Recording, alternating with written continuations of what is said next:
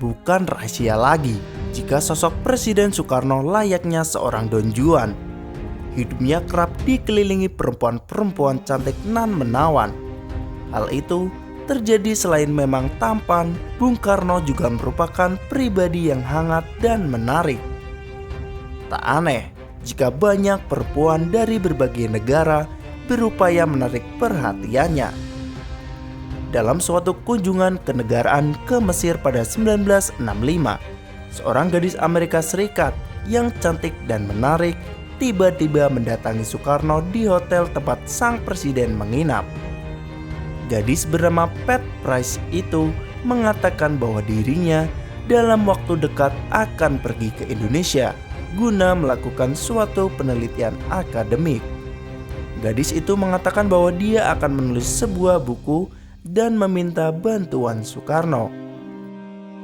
Soekarno tentu saja senang ada peneliti cantik yang akan menulis tentang negara yang dipimpinnya.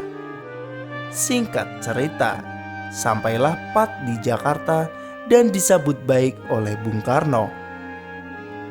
Kepada gadis muda tersebut, Bung Karno mengatakan bahwa dia akan membantunya semaksimal mungkin. Janji itu ditepati oleh sang presiden dengan memberi Pat seorang pembantu perempuan untuk menemaninya kemanapun dia pergi. Pat tidak menyia-nyiakan fasilitas dan sambutan baik dari Presiden Republik Indonesia. Dengan gayanya yang supel dan manis, dia lantas merambah ke dalam istana negara dengan menjadi kawan yang menyenangkan bagi putra-putri Soekarno. Tentu saja, itu membuatnya bisa secara bebas keluar masuk istana negara. Kadang-kadang, dia malahan ikut belajar menari dan lain-lain. Pat dengan cepat langsung disukai Bung Karno. Bahkan, Pat kerap berbicara dengan Bung Karno. Pat juga sering terlihat nyaris setiap pagi ada di istana negara dan mengobrol dengan tamu-tamu Bung Karno sambil menikmati kopi. Identitas Pat yang sejatinya perlahan mulai terkuak kala Presiden Soekarno berkunjung ke Pakistan. Di sela-sela perbincangan soal hubungan kedua negara, tiba-tiba Presiden Pakistan Ayub Khan bertanya kepada Presiden Soekarno, apakah saat itu di Istana Negara Jakarta ada seorang gadis cantik asal Amerika Serikat? Ya, memang ada. Dia kawan anak-anakku, jawab Soekarno. Apakah Bung Karno tahu betul siapa gadis cantik itu sebenarnya? Tanya Ayub lagi. Ya, saya tahu. Dia anak yang baik, ingin belajar menari, menyanyi, dan berkesenian. Mendengar jawaban Bung Karno itu, Presiden Ayub Khan lantas tersenyum. Setelah diam sejenak, dia lalu berkata, saya mendengar informasi dari intel saya mengenai gadis tersebut. Saya belum kenal, apalagi melihatnya.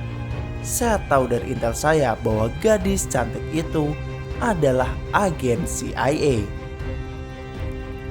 Bukan main terkejutnya Bung Karno mendengar informasi dari koleganya itu. Dia berkali-kali mengucapkan terima kasih atas kebaikan Presiden Pakistan yang begitu peduli kepadanya.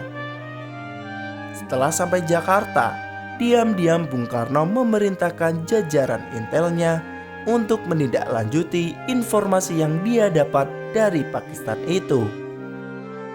Badan Pusat Intelijen lantas mengerahkan orang-orangnya untuk menelitik sosok Pat Price.